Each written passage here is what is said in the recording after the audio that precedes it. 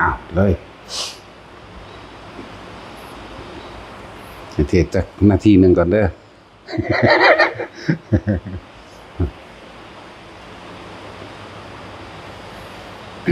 พวกเจอกับ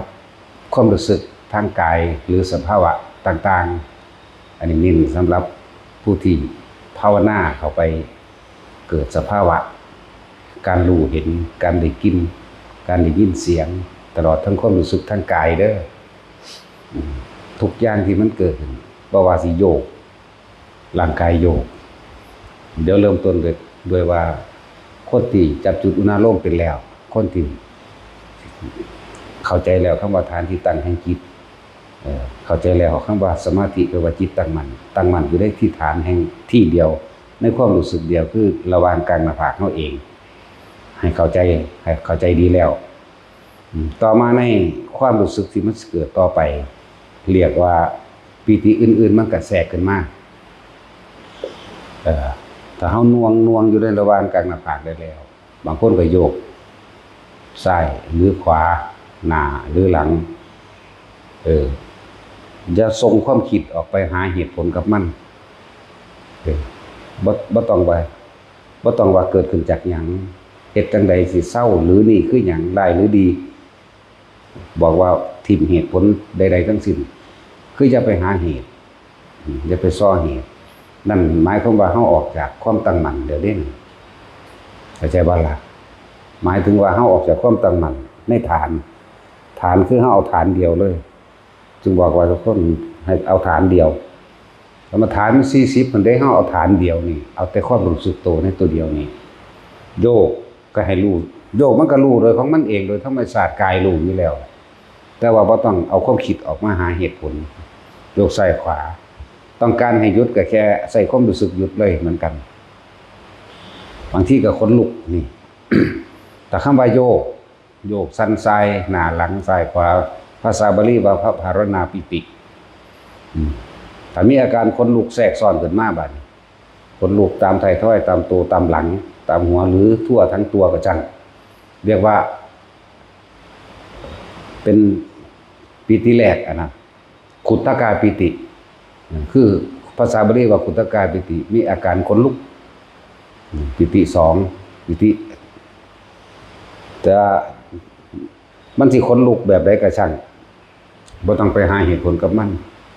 บ่ต้องไปหาว่าผีบ่มาเอาบุญบ่แล้วความคิดมันสิแล่นบุญหาผลสรุปมั่งหาหยังก็สร้างคือพยายามอย่าคิดออกอยู่จุดเดียวถ้ามันเป็นจังซั่นอุณาโลมมันก็เกิดอยู่แล้วนี่ถ้ามันสิคิดเข้าลมเข้าใจบ่ล่ะวิธีกันมันนั่นน่ะคิดเข้าลมมันจังสิเชื่อมกันมาขึ้นมาเองก็เป็นอันเดียวอยู่คือเก่าอยู่คือพยายามจะเอาความคิดหนีออกจากกายแม้นมาคิดความรู้สึกอื่นก็เอิ้นว่าหนีออกจากจุดจิตตั้งมั่นออกจากตั้งมั่นนั่นแหละออกจากความรู้สึกเดียว นี่คือตัวแทรกบอกง่ายๆว่าตัวแทรกก็ว่าได้ตัวที่3คือมีความส่วนมากตัวที่ว่าขันนิกาปิตินี่หมายถึงมันสิปลื้มปิติจิตขึ้นมาเกิดความรู้สึกแน่นหน้าอกนี่เป็นแน่นด้วยความปลื้มดอกแน่นด้วยปิติแน่นด้วยปราโมทย์ดอกแต่ตัวนี้เวลาฟังธรรมมันจังเป็นดอกคือจิตมันยอมรับมันเลยร่วมมาแบบยอมรับมันจังลักษณะคือให้หรือให้ออกมาเลยก็ปล่อยให้โลดอันพวกนี้สิเป็นเฉพาะฟังธรรมแต่ว่าถ้าเฮาไปนั่งสมาธิหรือเดินจงกรมสิบ่ค่อยเป็นสิเป็นอย่างอื่นสิเป็นขนลุกสิเป็นโยกหรืออันตัวที่4บัดนี้โอกันติกาปิตินี่คือมีแสงสว่างเกิดขึ้นบ่แม่นแสงน้อยหรือแสงใหญ่หรือแสงอ้อมโตหรือตาเฮาเห็นดิบๆนี่ก็ช่างคือบ่ได้หลับตาเดินจงกรมก็เป็นนั่งมื่นตาก็เป็นนั่งหลับตาก็เป็นแต่เฮาอยู่นี่ให้เน้นมื่นตาบ่ให้หลับตาแต่ว่าหลับได้อยู่ก็บ่ผิดหยังดอกเพียงแต่ว่าจะให้ทุกคนเห็นแบบบ่ต้องสงสัยไหมบ่ต้องส่งความคิดออกไหมนั่นแหละบ่ต้องไปสงสัยเห็นก็คือเห็นโลด บ่ต้องว่าเกิดขึ้นจากหยังบ่ต้องว่าเทวดามาเอาบุญบ่แสงพระอินทร์บ่แสงพระพรหมบ่แสงนั่นแสงนี่แสงธงแสงธรรมพวกนี้บ่ต้องไปคิดออกเลยอยู่ในความรู้สึกเดียวเหมือนเดิมเดินกันใส่ความรู้สึกเดียวหน้าผากเหมือนเดิมนั่นแหละแก้ตัวนี้ไปอีกตัวที่5ก็คือตัวอุปงคาปิตินี่สื่อบาลีมันเหมือนกายลอยขึ้นหรืออ้วนขึ้นมันสิเบ่งอึ้งดึงขึ้นระดับแบบนี้เดินยืนนอนนั่งเป็นเลยทั้งนั้นแม้กระทั่งมือสะบัดก็เป็นยืนเดินนั่งนอนได้เป็นได้ทั้งนั้นคือเฮานอนนี่เวลามันสิสะบัดปึ้งออกไปโลดเฮาก็ใส่ความรู้สึกของเฮาเองเอามาไว้หม้องเก่ามันแต่แข้งบางที่ก็ใส่แบบเรียบทาบโตบางที่ก็เอาลงมาแบบนี้เวลานอนบางที่ก็นอนเรียบลงเลยบางที่ก็ค้ำหัวค้ำเอาเมื่อสะบัดปึ้งเนื้อกระตุกจังซี่กระหูซื่อๆเด้บ่ได้ไปคิดหยังมันเด้อเนื้อกระตุกตามขากระตุกตามในเนื้อในหนังเฮาเองนี่แหละแล้วแต่มันสิขึ้นหม้องใดดอกแต่เฮาจับจุดเดียวบ่ออกจากจุดเดียวนั่นแหละ ไอ้คำว่าอกกันปฏิกาปิตินี่คือหมายถึงแสงสว่างเกิดขึ้นมันบ่แม่นแค่แสงบางที่มันก็เห็นบางที่มันก็ได้ยินเสียงบางที่มันก็ได้กลิ่นเด้บ่แม่นแค่แสงน้อยแสงใหญ่แสงทุกสีมีเบิดทุกสีแล้วแต่มันสิเกิดขึ้นอันนี้นี่ว่ารวบรวมเอาไว้ว่าแล้วแต่มันสิเกิดขึ้นทุกสีเขียวประกายพึกขาวประกายพึกเหลืองประกายพึกส่วนมากอันนี้บอกแต่ของเป็นผู้อื่นอาจจะเป็นนิ่มนวลตาอาจจะว่าล่ะเป็นแบบเหลืองแบบนิ่มนวลแบบอธิบายบ่ถูกแต่นี่ว่าประกายพึกโลดเขียวประกายพึกเหลืองประกายพึกหรือแบบทับทิมประกายพึกนะเป็นไปเบิดอย่างเช่นเวลาเดินจงกรมธรรมดานี่แหละแต่เฮาสิได้ความรู้สึกเดียวแสงว่าก็มาใกล้ๆเฮาเห็นอยู่แต่ว่าบ่คิดแล้วก็หลายแสงหลายสีหลายแบบแล้วก็แม่นอยู่ก้อนเดียวเด้อยู่บักหลายๆก้อนเป็นสายมาเลยก็เป็นแล้วก็บักใหญ่ซ้ำพัดลมพุ่นก็ซ้ำเด้แจ้งมาเบิดทีบนั่นแหละตาเฮาเห็นอีหลีนี่เด้ตาเฮาเห็นทางอีหลีนี่แต่บ่คิดบ่นึกหยังเลยกรบแสงเทียนเฮาเบิดเลยว่ามันแจ้งแต่บ่คิดอยู่หม้องเดียวเลยคืออย่าหนีออกจากความตั้งมั่นแต่ให้ทุกคนเข้าใจเวลาเฮาเลิกเดินมาให้เข้าใจว่าวิปัสสนานี่คือเห็นตามความจริงว่าสิ่งนี้เกิดขึ้นแล้วมันก็ดับไปเข้าใจบ่นี่บ่ควรเอาเข้ามาถือเอาบ่เข้าไปยึดเอาว่ามืออื่นให้เป็นแบบเก่ามือใหม่เฮาเฮ็ดอีกต้องเป็นแบบเก่านี่สิบอกว่าประสบการณ์นี่ต่างๆที่มันเกิดขึ้นมันเป็นเพียงแค่ประสบการณ์ที่เห็นในขณะนั้นทิ้งไปเสียอย่านำเข้ามาคิดใหม่เข้าใจบ่ล่ะนั่นแหละจึงบอกว่ามันถิ่มบ่เป็นมันยังไปดึงมาอยากให้เป็นคือเก่านี่แหมผู้ใดความสงบก็จะเป็นสงบผู้ใดเห็นแสงก็อยากเป็นเห็นแสงนี่แหมแล้วก็พากันเข้าใจไปอีกเป็นแสงค่ำแสงหยังไปได้บาดนี่หยุดบ่มีแสงหยังแสงนั้นเกิดแสงนั้นดับเขียวเกิดเขียวดับเหลืองเกิดเหลืองดับประกายพึกเกิดดับทุกอย่างสีทับทิมเกิดดับเท่านี้นึงเด้คือบ่ควรสิดึงเข้ามาเลยคือต้องพยายามอยู่กับภาวะปัจจุบันอันนั้นมันเป็นของเมื่อกี้นี้ไม่ใช่ว่าล่ะอดีตได้เมื่อกี้นี้นั่นแต่โตเชื่อว่าโอกันตกายปิติบ่แม่นแค่ที่ว่าเห็นโดยแสงเด้เห็นโดยภาพเป็นภาพคนล่างๆเหลื่อมๆก็บ่แม่นเหลื่อมแบบภาพโปร่งๆนะคนโปร่งๆถ้าคนเคยเห็นนั่นในหนังจักๆวงๆนั่นแหละเวลาเขาเห็นเป็นเทวดาก็สิเป็นโปร่งๆมากอันนั้นก็เป็นเหมือนกันแบบนั้นก็มี แบบคือเฮาถ่ายรูปติดน้ำมันนี่เป็นขาวนวลๆมากก็มีครับห่วยมัน6สีพุ่นแล้วเฮาเวลามันแต่ว่าอมอยู่ในอันเดียวกัน เวลามันเคลื่อนไปย้วยไปนี่ปุ๊บเป็นสีขันไผขันมันเลยก็เป็นนั่นคือยังเฮ็ดไว้ให้เบิ่งนั่นแหละนั่นแบบนั้นแหละอยู่ในภาพที่เฮ็ดไว้ให้เบิ่งนั่นน่ะบ่ได้เฮ็ดเอาเด้นั่นมันเป็นเอาเองเด้นั่นแหละที่ให้อัดภาพออกมานั่นนี่เบิ่งเอาซะเฮาบ่ได้เฮ็ดเอามันเป็นเอาเองจักว่าล่ะมันสั่นมีสุดสีแหละสีม่วงสีเขียวสีเหลืองสีแหล่ๆมีเบิดมีเบิดแต่ว่าบ่ได้ดึงเขามายึดเอาจากอย่างต้องเข้าใจคำว่าทุกอย่างเกิดทุกอย่างดับเมื่อเข้าคือทองอยู่มือเนาะ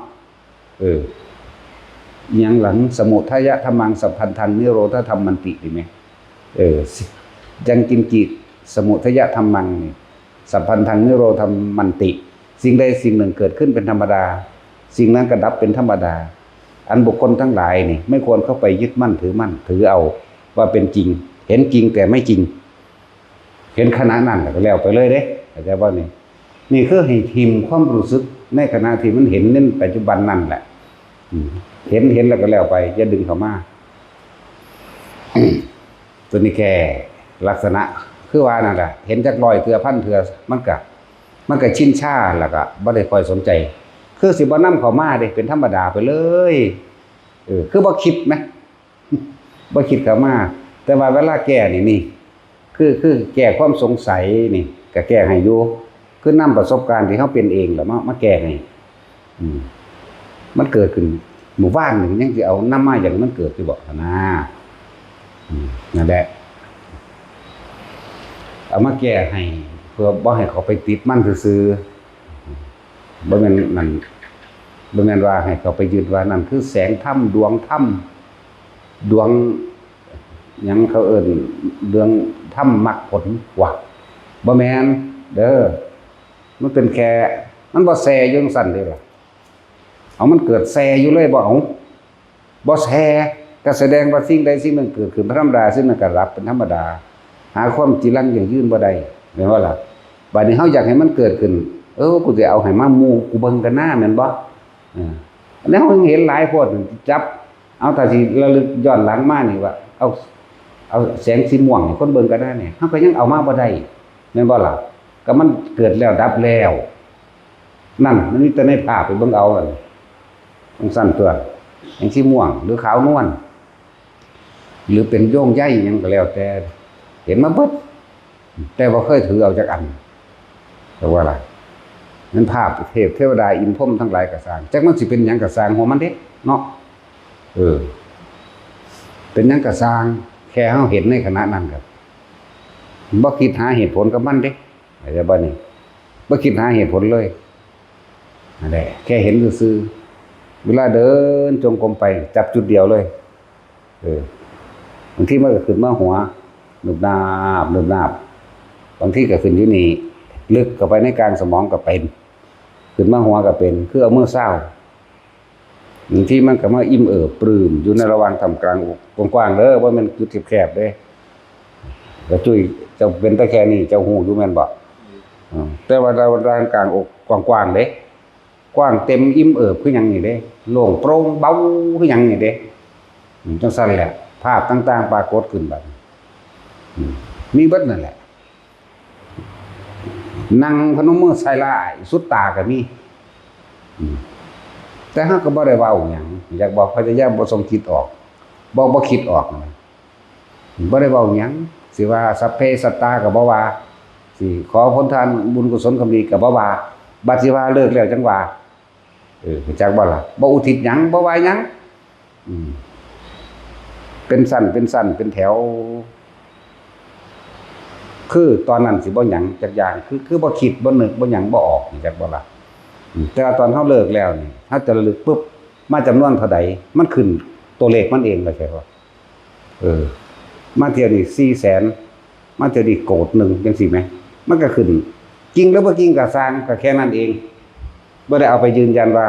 จริงว่าต้อง400,000จริงต้องโกดมาเที่ยวนี่เท่าใดเที่ยวเท่าใดจังซี่ 1200,000 โกฏบวกอีกเท่านั้นหมื่นเท่านี้นั่นมันก็มี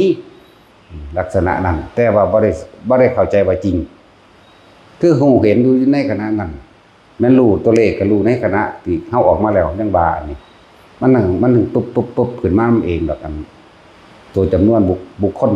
ที่มานะแต่ว่ามาจริงหรือบ่มาจริงบ่ยืนยันว่าตัดสินหยังเพราะมันเป็นดึงผู้นั้นมาหาไม่ให้คนเบิ่งบ่ได้แหมว่าเดี๋ยวนี้มาเดี๋ยวนี้จังซี่มันก็เห็นบ่ก็บ่เห็นแทรกซ้อนนำทุกพวกเจ้าอากลากอยู่นี่ก็พวกเจ้าก็บ่เห็นพอสิไปเป็นบ้าอยู่คนเดียวบ่นั่นน่าอยู่หั่นบ่เนาะนั่นแหละคือต้องถิ่มเป็นเพียงประสบการณ์ถิ่มไปเลยว่านี่คือแก่ภายในเวลาปรากฏการณ์เรียกว่าปรากฏการณ์เกิดขึ้นอันเป็นภาพอันเป็นเสียงอันเป็นกลิ่นกินนี่มีทั้งเบิดทั้งหอมทั้งเหม็นเรียกว่าล่ะเข้ากับรู้ไอ้ยังรู้กับสัญญามันรู้อยู่แต่ว่าบ่นึกปรุงแต่งต่อไปในสัญญาเข้าใจว่าล่ะเหม็นผู้ใดก็ชื่อใดตัวมันเหม็นหยังแบบใดมันก็ฮู้อยู่หอมก็เหมือนกันคือเฮาหอมดอกมะลิแม่นบ่เห็นดอกเฮาก็ชื่อใดตัวเนาะแม่นบ่หอมดอกจำปาแม่นบ่เห็นเฮาก็ชื่อใดได้ล่ะว่ามันเป็นดอกจำปาตอนเฮาหอมอยู่นั่นเฮาก็ฮู้ได้ว่าเป็นกลิ่นดอกนั้นดอกนี้แล้วก็กลิ่นแปลกยิ่งกว่านั้นบัดนี้ซึ่งบ่มีในโลกเฮาก็ฮู้นะ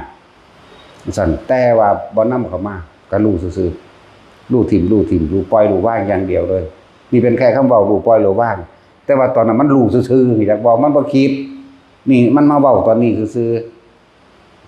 ๆกินเป็นเหม็นเป็นหอมเป็นถ้าว่าเหม็นคนสิปรุงแต่งได้เนาะผีบ่เปรตบ่เมาบุญน้ำกันเด้อว่าเด้หาแล้วคนก็สัพเพสัตตาอเวลาฮ้อนตุอพยาปัชชาฮ้อนตุอนีฆาฮ้อนตุสุขิอัตตานังว่าเด้เนาะถ้าคนอาหังสุขิโตฮ้อไม่ว่าขอให้ข้าพเจ้าจงมีความสุขว่าเนาะมีการแผ่เมตตาเจ้าของก่อนเด้บ่แผ่มันก็ได้อยู่เด้ของมันเป็นอยู่แม้เนาะจังซั่นแหละแต่ในตอนนั้นบ่เป็นแบบนั้นหมายถึงเว้าตอนนั้นที่เฮาออกมาแล้วเฮาจังอุทิศที่หลังก็ได้เด้อแต่อยากอุทิศแต่ว่าตอนนั้นบ่เป็นตะกี้เฮาก็หลงแบบนั้นแหละตะกี้เดินจงกรมอยู่บ้านตัดทรึบมาคนหลอกหนังอยากว่าแต่เฮาบ่เคยเห็นคนหลอกหนังเฮาก็เบิ่งสิกระปอมหลอกหนังแบบเดียวกันเลือดเต็มบ่มีหนังเด้มีแต่พวกมันพวกเนื้อพวกเลือดอาบอยู่บ้าว่าก็โอ้ยอิมินาปุญญกเมนะอุปชัญญะคุณุตราสุตบัด3 วินาทีคือจังเขาเอาโซ่คล้องกันดึงสากลงในดินปึ๊บถึงดาแต่ที่2มาอีกจังซั่นแหละแต่ว่าแม่นมาต่อกันเด้นานดูนั่นแหละจังซั่น ตอนนั้นมันก็คิดออกอยู่มาย้อนหลังไปเบิ่งเพื่อปี45เนาะจักปีแล้วนี่ อยากซั่นแล้วฮะพวกน่ะเบิ่งดูนั่นน่ะ20 กว่าปีแล้วแม่21 22 23 ปีแล้วแม่ที่ว่ามานี่แม่แน่มันเป็นมาตะโดแล้วเด้ในจังซี่เห็นก็เห็นมาเรื่อยๆอยู่แล้วอย่างว่าตอนนั้นเฮาก็เป็นถือว่าเป็นไม้นั่นแหละถือว่าเจ้าของรู้เจ้าของเก่งพร้อมเด้บ่แม่นธรรมดาเด้เบิ่งทรงจิตออกนอกความหมายของเพิ่นเนาะผู้ไปมีความปลื้มอกปลื้มใจดีใจคุยกับผีสางนางไม้เทวดาอินพรหมไปล่ะลืมความรู้สึกโตอย่างว่านี่และถ้าสิว่าได้มาน่ะก็เพราะว่าหลวงปู่มั่นตีแต่สิว่าตีอีหลีหรือตีอีเหล่นก็ไม่รู้บ่ยืนยันบ่ตัดสินว่าจริงหรือปลอมหรือฝันหรือจริงบอกบ่ถูกคือกันมานอนเป็นหมูเป็นหมาอยู่นี่ตายอยู่นี่บ่ไผเขาโคกหูนี่แสบักยาวๆนี่เขาโคกหูนี่สอดแอวปุ๊บเวียงเด้เวียงตะโกกหูทั้งขวานี่สอดมาสิเจ็บแสบปวดร้อนคือธรรมดาบ่โอ้ยแอนแท้ๆขึ้นเอากระจกมาส่องเบิ่งแม่นอีหลีมั้ยเป็นห้อยแดงจึงคืนอีหลีเด้แต่ว่าฝันมันคือเจ็บ เนาะแต่ว่าจริงก็คือบ่คือเป็นแบบจังบอกว่าถูกดอกมันสั้นแล้วเป็นอาทิตย์พุ่นเด้ยังเศร้าจนเข้าใจว่าอยู่ในความรู้สึกโตพุ่นนี้มันจังเศร้าเอาเองนั่นแหละขนาดนั้นแหละมันหูหยังเป็นเห็นมันก็สร้างขอให้หูในความรู้สึกโตบ่แม่นเข้าไปลึกล้ำลึกความหมายเพิ่นนั่นน่ะแหละจนเริ่มตั้งมาแต่พุ่น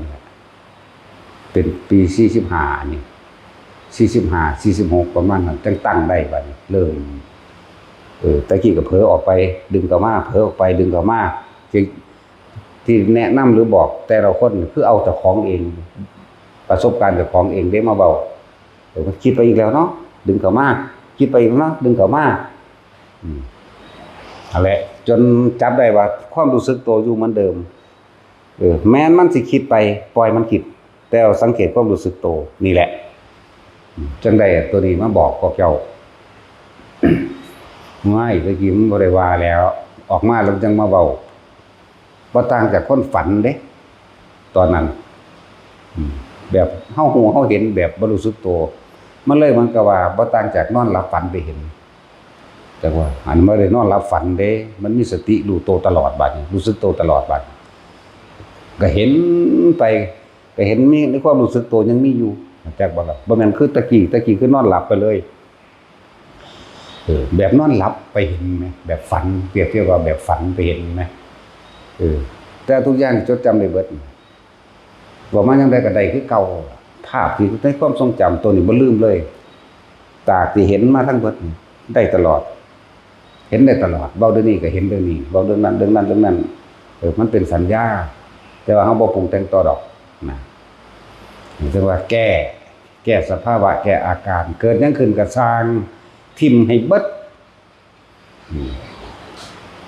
หมายถึงสิ่งที่มันผ่านมาแล้วจากบ่นี้หลายอย่างพดดอกนี่นแหละจักว่าทุกคนทรงชาติไปเถอะเวลามันเกิดเหตุการณ์อย่างต่างๆทรงชาติไว้หรือจับความรู้สึกในกายตัวนี้ไว้อุณาโลมไว้ผู้อยู่หัวก็อยู่ผู้อยู่นี่ก็อยู่ผู้อยู่อกก็อยู่ผู้อยู่ท้องก็อยู่ไปว่าถ้าจะออกจากกายในความรู้สึกโตกายเวทนาจิตเวทนากายเป็นอันเดียวกันบัดนี้คือความรู้สึกโตนั่นเองเป็นสั้น อย่างว่าป่านนี้คนที่ส่งแบบนี้ได้อยู่ตลอดคือว่างูไหมงูโตซ้ำขานี่แหละถือว่าขาตัวก็บ่ทันถึงแต่ว่าขาตัวเด็กน้อยบ่โอ้ยอยู่วางได้เว้ยใหญ่เติบอยู่พี่ละไปพี่ละไปแต่ว่ามันสั่นๆมันหลอบอยู่ในกดเฮานี่เสริมเวลามันถึกแสงมันออกดำเหลื่อมๆไหมลุดไปลุดมาอยู่นี่มันเข้ามาบ่ได้ก็อย่างอาการมันสิคือเฮาอยู่ในลูกโป่งนี่ไหมเข้าใจว่านี่คือรอบวงในลูกโป่งคือเฮานั่งอยู่กลางลูกโป่งอันนั้นก็ลุดไปลุดมาลืดไปลืดมาอยู่พอเท่านั้นแต่ว่าเฮาบ่คิดเด้เห็นซื่อๆเด้นี่เห็นนี่บ่แม่นเห็นแบบฝันเอาเด้บ่แม่นนอนรับฝันเด้แล้วก็บ่แม่นนั่งรับตาพร้อมนั่งสมาธิก็นั่งธรรมดาอันเทื่อก็เอาขากล้วยกันไปยาวๆเลยก็นั่งเอามือธรรมดาก็เบิ่งไปเบิ่งมาอยู่หั่นบ่คิดพี่ความรู้สึกอยู่พี่เข้าใจว่าล่ะตัวนั้นก็ลุดไปลุดมาลุดไปลุดมาอยู่เดี๋ยวก็หายไปอันใหม่ขึ้นมาแทนเป็นผีก้อยๆเข้ามาบ่ดูดเข้ามาเด่นออกไปดูนเข้ามาเด่นออกไปปึ๋งเข้ามาก็กระเด็นออกปึ๋งเข้ามาก็กระเด็นออกแต่บ่คิดนี่ก็เบิ่งซื่อๆนั่นแหละจังว่าหลายๆอย่างมันบ่ต้องไปคิดหาเหตุผลหยังมันดอกมันคือหยังมันชื่อว่าจังไดแม่ว่าล่ะก็บอกว่ามันเป็นเพียงแค่ประสบการณ์ที่เกิดขึ้นแล้วก็ดับไปเป็นแค่ประสบการณ์ที่ผมพบเห็นในขณะนั้นบ่ผมควรสินำเข้ามาหาสื่อมันดอกอย่าคิดออก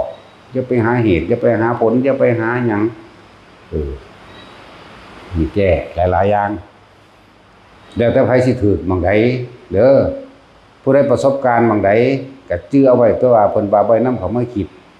เห็นหยังก็สร้างให้อยู่ในความรู้สึกโตนั่นแหละก็เรียกว่าแก้แนวมื้อนี้ บางที่ความอุณโลมก็เกิดเนาะหน้าก็ตึงขึ้นมาพร้อมเด้หน้าสิตึงขึ้นมาแล้วก็มีขึ้นหมดไตให้ไตคือสิเข้าหูก็บ่เข้าคือสินั้นก็บ่หยังดอกจะคิดออกเด้คิดออกหมายถึงว่าพวกเจ้าถูกหลอกออกจากความตั้งมั่นคือออกจากฐานแล้วออกจากสมาธิแล้วออกจากฐานที่ตั้งแห่งจิตแล้วฐานที่ตั้งแห่งจิตนั้นบอกว่าเป็นความรู้สึกโลดเอาความรู้สึกนี่อย่าออกจากความรู้สึกคิดออกปั๊บความรู้สึกก็ออกนำกล้าและกลัวเกิดขึ้นทันทีเด้นั่นแหละแต่ผู้ใดเฮ็ดจังซี่ตลอดมื้อนึงก็เว้าโดยนั้นไว้เอาทรงชาติได้แต่ละมื้อมันเกิดอุบัติเหตุผลแห่งชาติสมบัติก็มารักษาเฮาเองดอกมันสิลดส้นกันมันสิลดความลดปีนแล้วสิตึกส้นก็กระเด็นไปซื่อๆนี่แหละกระ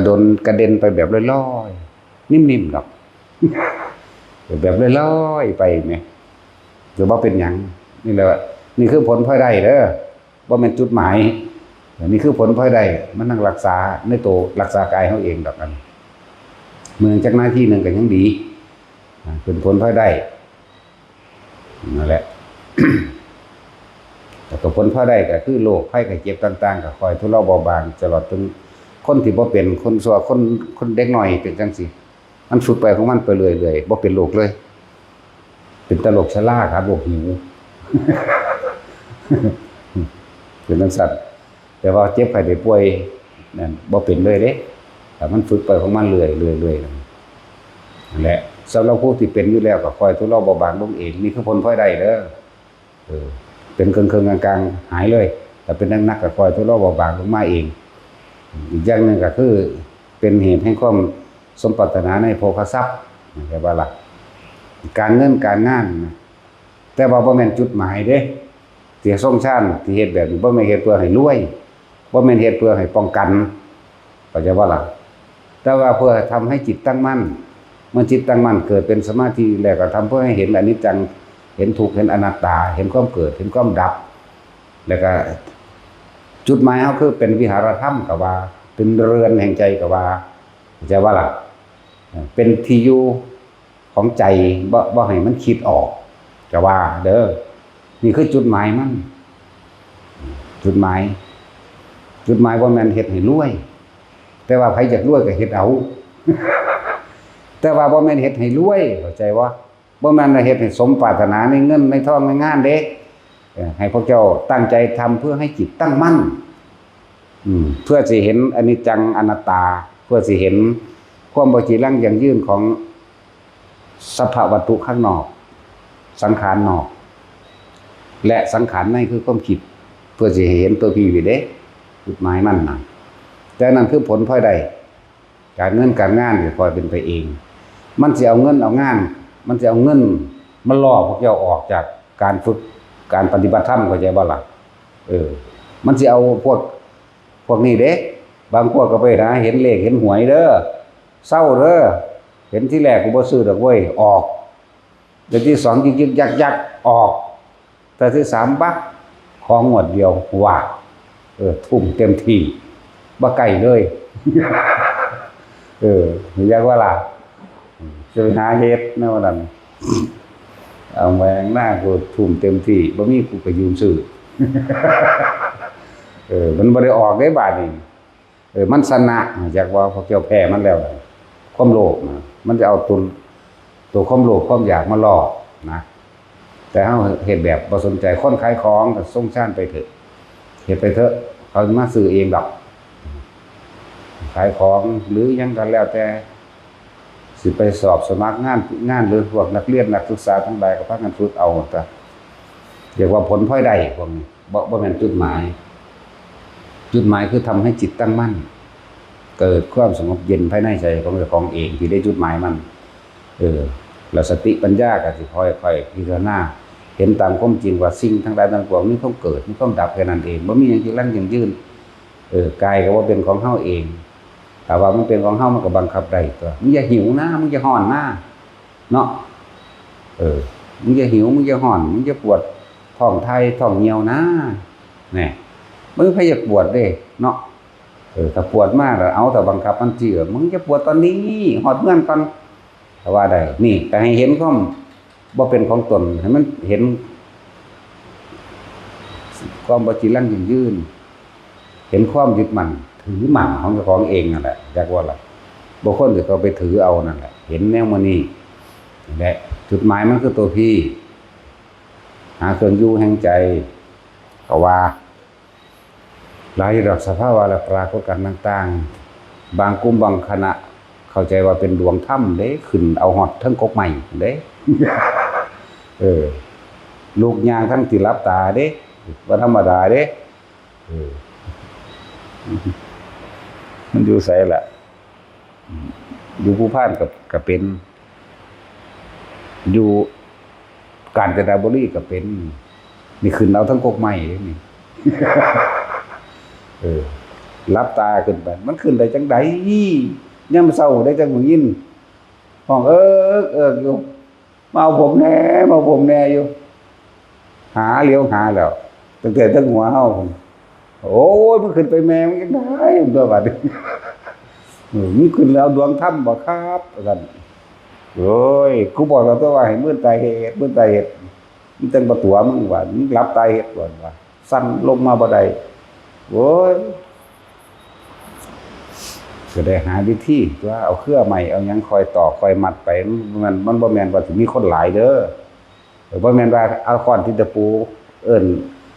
รถฉุกเฉินหรือเอิ้นรถกระเช้าไปเอากันลงเด้อยู่ในป่าเครื่องใหม่มัดไปแต่ละอัน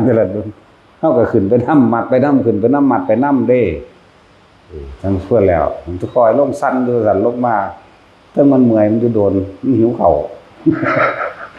นี่เบิดถามกันแล้วลงมาได้แล้วมันเป็นจังได๋เด้อนี่โอ้ยแสงสว่างบักใหญ่สำคัญเพิ่นว่าเด้ก็บอกว่าเธอจงมายื่นมารับเอาเราตถาคตจะให้ดวงธรรมเธอได้สำเร็จขั้นโสดาบันแล้วท่านผมก็รับเอาทั่วว่าซั่นคือเดมือไปอยู่ดิมันทั้งเลื่อนไปเรื่อยๆผมก็นำตัวซั่นก็ขึ้นไปเลยตอนบ่ฮู้เมื่อจะขึ้นไปเลยตอนขึ้นมึงบ่ฮู้เมื่อเลยบอกบ่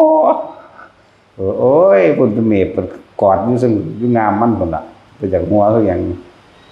สูงอยู่เด้อบ่ได้ต่ำเด้คือเอากันลงมาได้เมื่อยคือหยังเสื้อสิไปหาเครื่องใหม่มามัดธรรมดาบ่นั่นแหละไม่นี่เฮาไม่ยาวๆจังซี่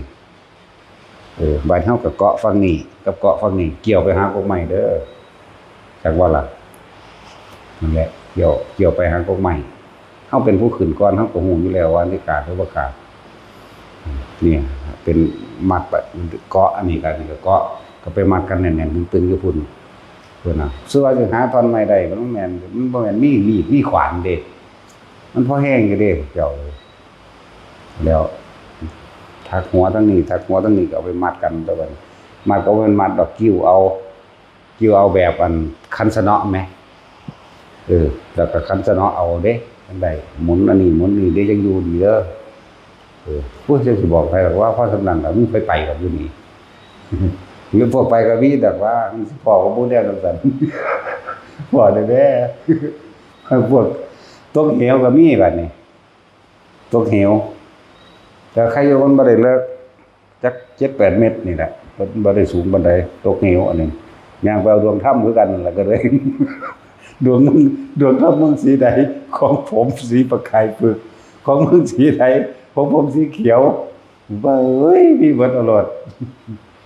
แล้วฝุ่นสีเขียวกองออกยอดกันทั้งใต้พุ่นแต่บ่ว่าเก็บบ่บาดเจ็บเด้บ่เป็นหยังนั่นแหละเอิ้นว่าองค์แห่งชาติผลสมบัติมันรักษาเองดอกทุกประเสริฐเฮ็ดไปเถิดกันเป็นผลพอได้รักษาเฮาเอง นั่นก็ผลแห่งการทรงจิตออกนอกเรียกว่าไปจริงไปจังกับมันเลยหาวิธีป้องกันให้ทุกคนว่าให้มื่นตาเฮ็ดเด้อพวกเจ้าสิย่างไปก็สร้างตามันก็เห็นทางโดยธรรมชาติของมันเป็นอยู่แล้วแต่ความรู้สึกตัวก็ให้มันมีอยู่ในนี่หน้าผากสิรอดปุ่มไม้สิรอดนั่นสิน้ำเกาะก็บ่ต้องส่งไปคิดเกาะเกี่ยวกับน้ำหรือว่าไปด่าน้ำเด้ ความรู้สึกนี่ประคองไว้เหมือนเดิมก็ไปปลดออกเป็นธรรมดาหลอดงานนั้นงานนี้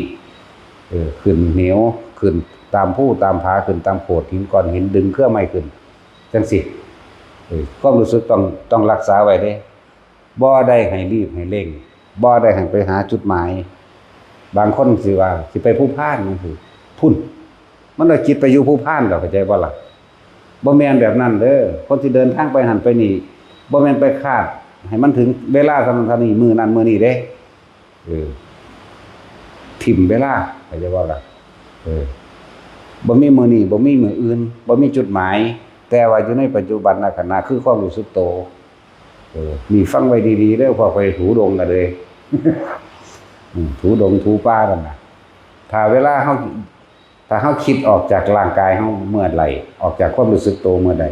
พวกเจ้าแค่ย้ายที่ทุกข์ย้ายที่กังวลย้ายที่สับสนย้ายที่เรียกว่าย้ายที่อยู่ซื่อๆเด้นแต่มันตายตอนนั้นจิตสิไปตั้งอยู่หุ่นจักว่าจิตมีที่ตั้งคือว่าเอานี่สิไปทำพระเวทเนาะจะไปทำพระเวทนี่เฮาเว้าเดี๋ยวนี้เฮาก็เห็นเดี๋ยวนี้เด้นี่เพราะบางเคยไปมาแล้วมันรู้จักอยู่แล้วแหมมันก็อยู่ในสัญญาความจำจากว่านี่สิไปทำพระเวทบางใดเฮาชินเฮาก็เห็นปึ๊บโลดดีๆมันเห็นขึ้นก่อนสิเว้าตัวจักว่าล่ะเร็วขนาดนั้นเด้สัญญานั่นนั่นแหละป่านนี้คนตั้งไว้พุ่นเด้ย่างไปทั้งเมื่อยทั้งหอนจักว่าล่ะทั้งเมื่อยทั้งห่อนทั้งหลายย่ำใดแม่หอดคำก่อนซะเนาะโอ้ยมองใดเนาะคิดไปเด้บ่แม่นบ่ถูกเด้อพวกทุดงนั่นน่ะพวกย่างไปนั่นน่ะอยู่พีอยู่หน้าผากเฮาพีไปซ่าๆมีบอกแนวทางว่า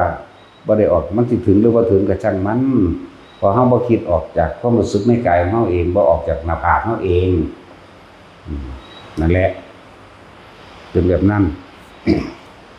คนบ่ได้ให้คาดคะเนในอดีตหรืออนาคตอีหยังให้อยู่ในความรู้สึกตัวปัจจุบันก็บ่มีสำเร็จอยู่ในความรู้สึกตัวแต่ว่าเพียงแต่ว่าเว้าฟังเข้าใจซื่อๆได้นี่ว่าอยู่ในปัจจุบันเด้อลมหายใจเด้อหน้าลมเด้อหน้าผากเด้อเด้หัวเด้อผู้อยู่หัวหน้าอกเด้อก็ผู้อยู่หน้าอกท้องเด้อผู้อยู่ท้องอย่าออกจากจุดนั้นจุดเดียวจิตเดียวความรู้สึกเดียวคนน่ะว่าขนาดนั้นแหละญาติว่าเข้าใจจุดเดียวจิตเดียวความรู้สึกเดียวจะออกจากตัวนี้ถ้าความคิดออกมันออกเอานำเลยเด้จักบ่ล่ะความคิดออกไปนึกไปปรุงไปแต่งไปเลยมันนำกันออกไปเลยแล้วก็สิมีพอใจบ่พอใจเลยล่ะบัดเวลาคิดออกไปหาคนหาสถานที่ลักษณะนั้นอันนั้นจังว่าให้ฝึกแบบมื่นตาเห็นกันมันเห็นตาดีๆนี่แหละแสงยังลอยมากกับสารหอดจับเบิ้งคนเด็กแบบบ่คิดจักบ่ล่ะจับเบิ้งแบบบ่คิดว่างไว้หอดต่อมาอยู่เนี่ยมาเศร้ากันยังอีหลีในน้อยถอยปลายนิ้วก้อยนี่ก็มีสีเหลืองอำพันสีชมพูแก่ๆจังซี่นะมีอีหลีเด็กที่ได้7-8ก่อนก็รอกกระแลคือขี่ม้าขี่กระต่ายอย่างนั้นพวกเจ้าเข้าใจว่าเขามีเศษลูกแก้วพญานาคนะบ่สายขี้หินเนาะ ขี้หินสีซื่อๆได้ดันน่ะจักว่าล่ะมันสั่นแหละมันบ่ได้เงินบ่ได้สะอ่อนเลยบักใหญ่มากจับเอาไว้อยู่2ก้อนอยู่พอให้คนได้เบิ่งก้อนใหญ่ๆอยู่หรอกถ้าว่าแก้วพิเศษก็มึงโดนบรรดาท่องให้กูเดี๋ยวนี้ก็บ่เห็นมันออกมาไหมทุบทิ่มแล้วอีกอันนึงบ่เห็นแมงสิได้หยังกับก้อนที่ตะปูที่โป๊ะแตกก็เป็นแก้วธรรมดานี่แหละก้อนที่ตะปูตีแตกเลยกูเห็นว่าแมงสิพิเศษจังคนเป็นบ้านะมึงอยู่ว่าตั้งแต่บ่แม่มันก็อยู่ตะมันคนมันเป็นบ้าเอาเองคิดเอาเองว่าเอาเองเนาะมันก็อยู่ตะมันจังซั่นแหละนี่เยอะแยะเจ็บเดี๋ยวนี้ก็มียังบ่เจ็บคนเป็นบ้าตัวจิมาหยังเลยทองคำมาเนี่ยเอาแมงเบิดบัดกูเอาแน่อันนี้อย่างกันมันบ่มาหรอกล่มโลกเลยเนาะเอาแน่อันนี้มากูจะเอาไปขายขายมาเห็นคนอยู่ดีกินดีเนาะ แต่เสือกบ่มาจังเถื่อนะเนี่ยจังซั่นมาแม่งยังภาษาหินขอหลอกกะแหล่เนาะขายเลยนี่ก็ใครแต่บ่ให้ไปหลงไหลนี่นิมิตต่างๆเด้อนิมิตกลิ่นก็เหมือนกันแต่ไปหาเหตุผลมันหูอยู่ในสัญญาว่าเหม็นมันหูอยู่ในความรู้สัญญาความรู้สึกว่าหอมว่าเหม็นว่าหอมเห็นยังกระสร้างมันก็เห็นตามนั้นแหละจะไปคิดออกแล้วจะคิดออกย่านเด้บางทีมาเปื่อยๆคนหลอกหนังเรียกว่ามาเปื่อยๆดูบ่ดอนคนหลอกหนังมาดูบัดนี้ก็จะโอ้เขามาเอาบุญจะพึ่งว่าตอนนั้นเศร้าตะก่อนจักว่าเราจังมาตั้งใจใส่เลยนี่มันก็เป็นเอกตากิจคือเก่าได้มาตั้งใจใส่นี่ตั้งใจอุทิศนี่ใช่ว่าล่ะมันก็เป็นอารมณ์เป็นหนึ่งคือเก่าเด้วิตกก็หมายถึงว่าอาจจะคิดถึงบุญที่เคยทำเรียกว่าคิดถึงท่านศีลเนกขมะก็ว่าไปไล่มาจนถึงแด่สรรพสัตว์ทั้งหลายมันหลายตะกี้เจาะจงอยู่ตะกี้เจาะจงว่าท่านผู้นี้มั่งเจาะจงว่าซื้อนี่มั่งเจาะจงเป็นซื้อคนมั่งถามซื้อเขาว่าซื้อมันก็เจาะจงมั่งแต่ว่าเดี๋ยวนี้บ่เจาะจงสรรพสัตว์ทั้งหลายไม่มีที่สุดไม่มีประมาณทุกหมู่เราบรรดามีแล้วแต่ไผสิได้หรือบ่ได้ก็ซั่นบ่ได้ไปหวังผลว่าไผสิได้หรือบ่ได้มันหลายอย่างซั่นแหละ บ่แม่นว่ามันสิได้ทั้งเบิดดอกและแก้อาการที่มันเกิดกับร่างกายเด้อแก้นี่คือบ่ให้ไปคิดนึกหาเหตุผลกับมันเนื้อกระตุกแขนสะบัดไส้สอดจากว่าล่ะสอดก็มีเด้ผู้ใดเคยสอดบ่บางที่หัวมันหนักๆอึ้งๆเด้อเป็นคือยังหัดเข่านี่พอพามันเป็นแบบนั้นพวกเจ้ายิ่งเพ่งยิ่งจ้อยิ่งนักอกนักใจกับมันนั่งหัดเข่าเด้จากว่าล่ะบ่ต้องไปสนใจตัวนั้นให้ใส่วิธีนี้แย้มปากน้อยๆจากว่าเราสูดลมหายใจเข้าลึกๆขนลุกสู้ซ่าขึ้นตามไททอยตามกระมับบัดนี้แล้วก็ปล่อยลมออกกระสากครั้งที่2ก็สูดขึ้นอีกครั้งที่3ก็สูดขึ้นอีกสัก3เทื่อมันก็คลายของมันเองแล้วก็จับจุดอ่อนๆเอาหางเคร่งหางเกร็งหางต้นมาบ่ได้โตนขึ้นรถได้บางนี้คือยังสิโยดออกนี่เด้เข้าใจบ่ล่ะจังซั่นวิธีแก้แย้มปากจักหน่อยสูดลมเข้าทั้งปากมันสิวื้อขึ้นนี่ดอกบัดข้างไททอยแน่ขมับแน่วืดขึ้นบางทีก็คนลุกทั่วโตไปพร้อมเด้แต่คนเด้อแต่วิธีแก้ก็คือแบบนั้นให้จับอ่อนๆจะเข้าไปเลิกที่บอกว่าจะเข้าไปลึกหลายคมปิติเอาไว้ได้เพียงครึ่งๆกลางๆนะสั้นพวกไฟซอสก็เหมือนกันเด้อพวกไฟซอสเฮาเอาผ้าห่มกวมหัวนี่เอามือกรีดแตกพากๆเด้เรียกว่าล่ะผ้าห่มนาโน่แม่น้อยบ่หาตานาโน่ดอกว่ามันก็สุแนวล่ะบางคณะแม่นรีวคุบมือขีดจังซี่เห็นวงกลมจ้าเป็นน้องเฮาได้ขีดไปขีดมาก็เป็นไปอะไรวิธีแก้ก็ใส่แบบเดียวกันเด้อหังเคร่งจับคนจังสิสอดลงแล้วอันนี้เฮาบ่สอดดอกมันจะฟ้ามือเลยอันนี้อันนี้บ่สอดปัวอันนี้นั่นแหละใส่แบบเดียวกันสูดลมหายใจเข้าลึกๆแล้วคลายออกลึกคลายออกสัก3รอบแล้วก็จับเบิ่งนี่สอดอีหลีเด้นี่แต่เป็นคือเฮาออกจากจับประตูนี่แต่เปาะซะเจ้าของเด้เป็นคืออันเห็นแม่งอดเวลาเฮาสอดคือกันนั่นแหละมาบ่เด้ลักษณะนั้นนั่นแหละถ้าเฮาแตะเบิ่งถ้าเอาทางนี้แห้งเด้เอาทางหลังมือนี่หลังมือด้วยแขนแห้งแต่ถ้าเอานี่เอาแตะสักกันตัวมันที่เป็นดูดดอกเอาทางฝ่ามือนี่เหมือนกันกับไฟฟ้านั่นแหละอันนี้มันรับสัมผัสเร็วเนาะทางหน้ามันรับสัมผัสช้าอยู่เพราะมันหนาเนี่ยแตกพอแปะเลยมันแตกตูมเด้ แต่ก็แปะนิดหน่อยนึงดอกว่ามันตูมเป็นระเบิดได้บ่เป็นแบบนั้นต้องเบาไว้เพราะพวกปัญญาอ่อนหลายโพดนั่นแหละลักษณะนั่นก็คือสูดลมหายใจเข้าลึกๆสังเกตมันบ่ได้สังเกตยากดอกวือขึ้นรถดอกอันพวกนี้อันนี้มันก็คลายออกแล้วจะไปเพ่งจะไปเร่งจะไปเกร็งเข้าใจบ่ล่ะจะไปจดจ่อว่าเกิดจังขึ้นคือเฮ็ดจังใดคือสิเศร้านอนั่นนี่ไว้แล้วก็ไปเว้าให้ผู้อื่นฟังพร้อมว่าเป็นจังซั่นจังซี่พยายามอธิบายเรื่องสมาธิเขาฟังเขาบ่เฮ็ดคือเจ้าของเขาสิเว้าว่าเจ้าเป็นบ้าฟังบ่ล่ะพวกนั้นไปอธิบายเขาฟังพวกนั้นพวกนี้ห้วยมันไปไกลแล้วเด้นี่เพราะมันจะค้ำแตกว่าจังว่าเขาสิคุมไปฉีดยาเด้เขาบ่ได้บ้าเขาเฮ็ดสมาธิว่าเด้บัดนี้คนทั้งโลกมันเข้าใจว่าคนบ้าก็เว้าอย่างนี้ผูกเจ้าไว้ได้บาดนี้ ผูกเจ้าก็ฉีดยาเจ้าก็ซึมเซอไว้ได้บาดนี้เนาะน้ำลายก็อยู่ไหนออกนั่นเห็นบ่นี่บ่ายอีหลีเด้อเอาไปหรือบ่ายอีหลีมันเบิดฤทธิ์ยามันก็เว้าอีกเนาะเขาก็ฉีดอีกเอาไปมาเลยซึมเซอไปเลยบ้าแท้บาดนี้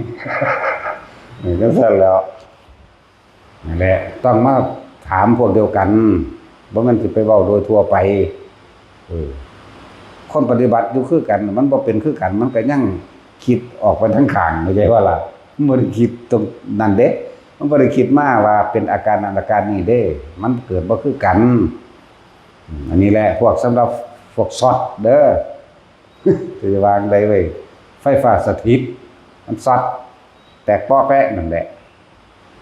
มันเป็นคือจังเฮาเวลาเฮาคือเฮานุ่งเสื้อด้านหน้าบ่อาบน้ำเนี่ยเวลาถอดเนาะแตกจากอยู่ได้อันนี้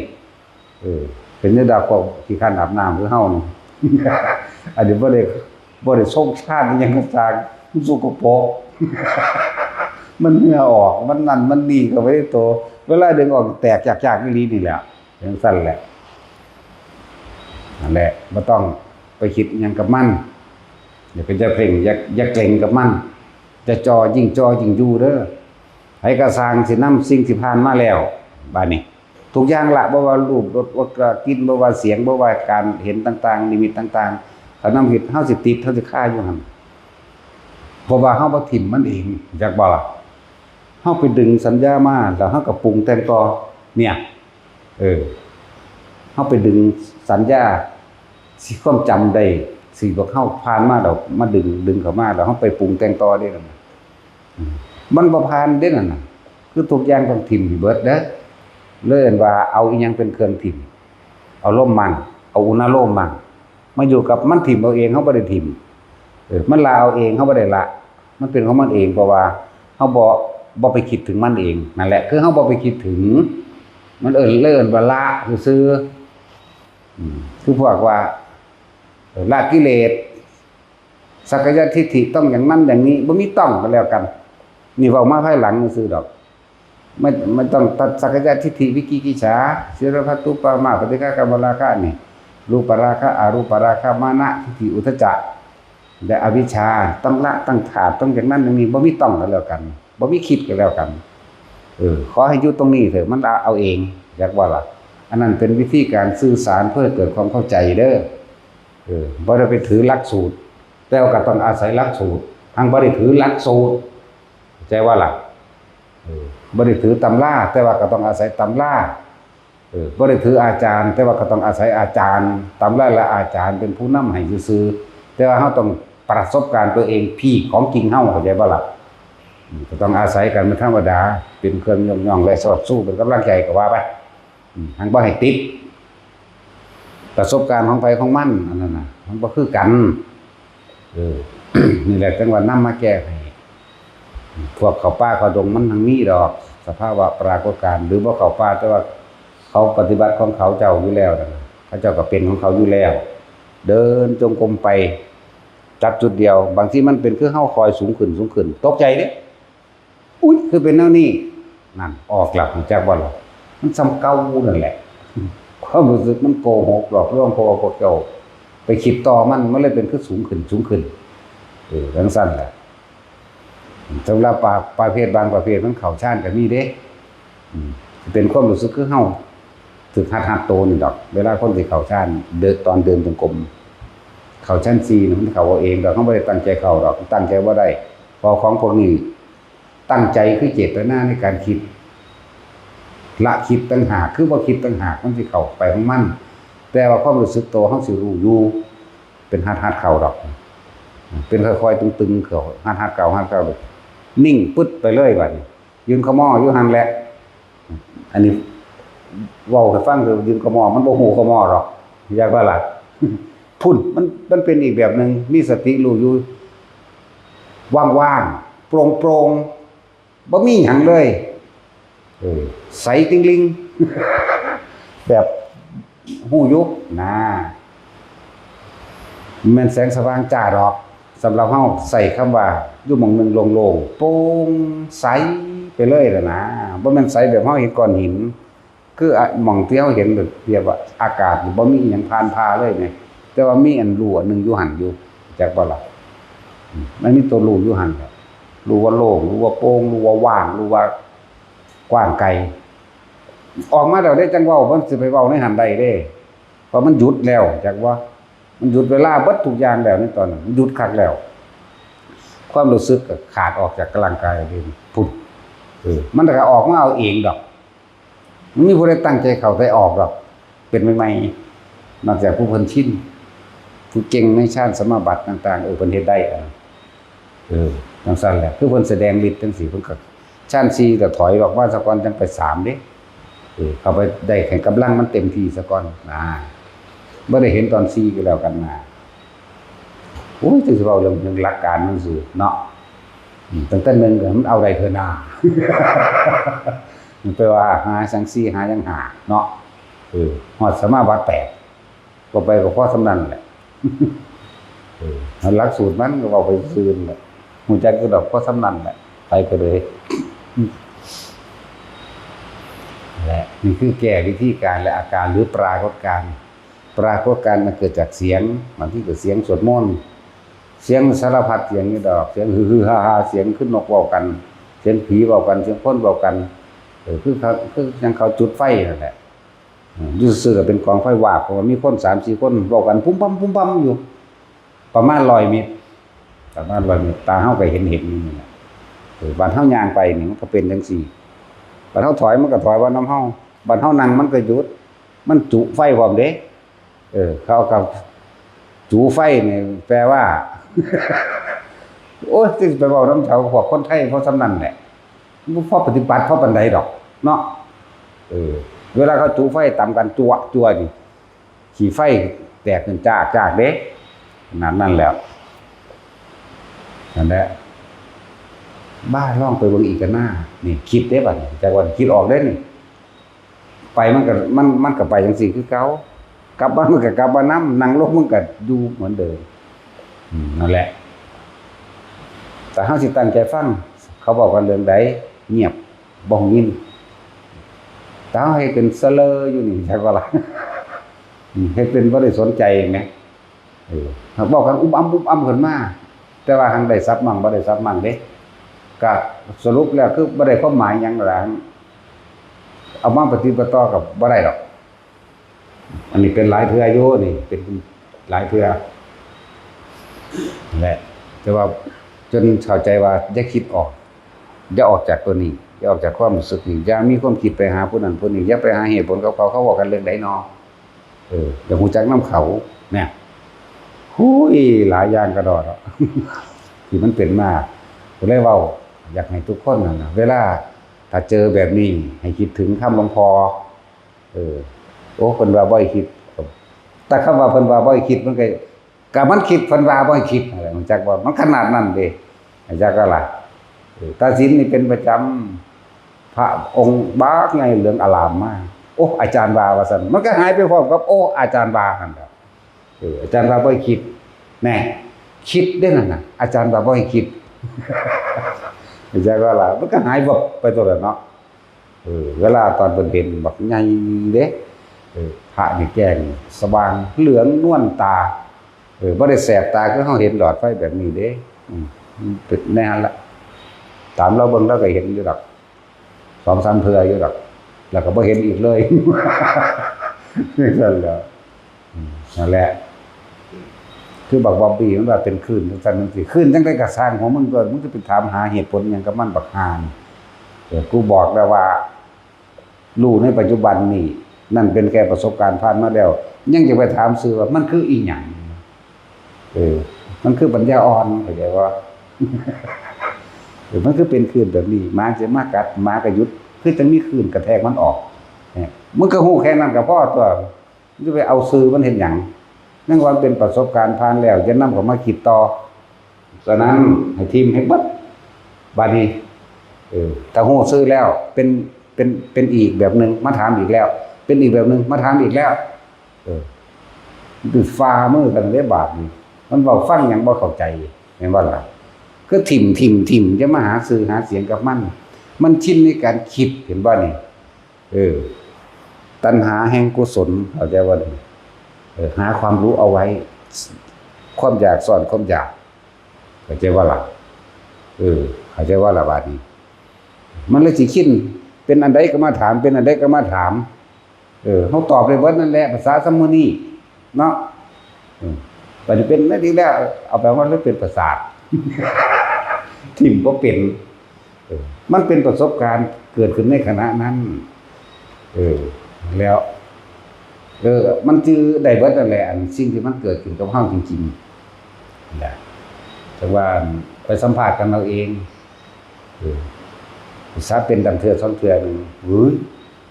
เป็นล้านเทื่อกูยังบ่นั่นก็เอาแค่เอาออกมาแค่ซื่อพวกถูดวงมานั่นไปสัมภาษณ์กันเด้อเขามีประสบการณ์หลายอยู่เด้คือมันเป็นไหมมันสิตื่นเต้นมันจักเว้าอยู่ไปถามเอาไปไหนครูบาจุ้ยจังสิไปถามเอาครูบาจุ้ยคนนึงก็แล้วก็มื้อนี้แหละครูบาหยังสมจิตนี่นะเสมียนมื้อนี้เสมียนไปจนเบื่อแล้วล่ะเพราะหยังบ่คือมันใหญ่ที่ทุกเรียกว่าไปบางใดก็สร้างไปหาคิดบางหันบางนี้แบบนั้นแบบนี้พวกนี้ใหญ่ที่ทุกอยู่กับเจ้าของบ่เป็นบางใดก็บ่คือแต่ของคิดเอาไว้นานเห็นบ่มันไปคิดเอาไว้แบบนี้มันก็บ่ตรงตามที่คิดมันก็ถูกกันตัวนั่นแล้วพวกภาวนาอยู่ก็ประจำอยู่เด้อเขาอยู่ในป่าน้ำดงน่ะบ่แม่นว่าสูหากันไปย้ายหม่องทุกข์ย้ายหม่องกังวลคำว่าหมาขี้เลื่อนเข้าใจว่าไปอยู่หม่องใดก็เก่าหม่องหันแต่ว่าบ่เคยบอกเจ้าของโอ๊ยหม่องนี้จื้นโพดโอ๊ยหม่องนี้บ่ดีโอ๊ยหม่องหันบ่ดีแล้วหมาขี้เลื่อนก็เป็นซั่นเก่าขี้เลื่อนใส่หม่องหันหม่องนี้มันก็หนีไปเรื่อยเนาะนั่นซั่นล่ะว่าจะออกจากผู้อยู่กับลมเป็นแล้วถนัดของกับลมก็ลมเลยผู้อยู่กับอุณาโลมของกับอุณาโลมเลยผู้อยู่กับหัวของกับผู้อยู่กับหัวเลยนึกหน้ามุมหน้าผู้หันโลดหน้าอกก็เหมือนกันนั่นแหละคือว่าให้เฮาหาเครื่องอยู่เพื่อให้จิตตั้งมั่นมันจิตตั้งมั่นแล้วมันเห็นสิ่งทั้งหลายทั้งปวงเกิดขึ้นดับดอกเห็นความบ่จริงลั่งยืนมันนั่งเห็นดอกเห็นตัวใดเห็นความคิดเจ้าของนี่เด้มองมันสิจบเลยนี่จิตในจิตนี่เด้หลักธรรมทั้งเบิดการที่พาออกจากโลกได้ก็คือหลักการดูจิตนี่เด้แต่ว่าวิธีดูจิตก็ต้องอาศัยลมนั่นเด้สิมาตั้งคิดเอาเลยมันบ่ได้ดอกมันบ่มีความสงบมันเลยสิเห็นได้สมถะกับวิปัสสนาเป็นว่าความสงบก็คือสมาธิถ้ามันมีสมาธิมันจิตมันตั้งมั่นดีแล้วมันจึงจะเห็นความคิดของเองออกไปปรุงไปแต่งไปนึกอันนั้นอันนี้ได้เด้คือแบบว่าใส่ปัญญาอย่างเดียวนั่นน่ะประสาทเบิดพวกใส่ปัญญาเก่งๆดูบ่ได้พวกคิดเอานั่นน่ะเหมือนกันกับพวกว่าแต่ของรู้หลายนั่นน่ะโอ้ยศรัทธาแห้งอาจารย์สอนตรงสติปัฏฐานสี่กายเวทนาจิตธรรมปฏิจจสมุปบาทบวชได้อาทิตย์เดียวนึงถัดทิ่มพากูซ้ำบักห่าเอ้ยทั้งสั่นแล้วไปเที่ยวสอนคนไล่สอนคนธรรมดาบ่มาก่อนมาฟังไปก่อนโอ้ยนั่นแล้วพอคิดเอาจักบ่ล่ะบ่มีเครื่องอยู่เท่านั้นน่ะมันคิดถือกี่ดอกแต่ว่ามันบ่มีเครื่องอยู่มันบ่นิ่งพอมันต้อง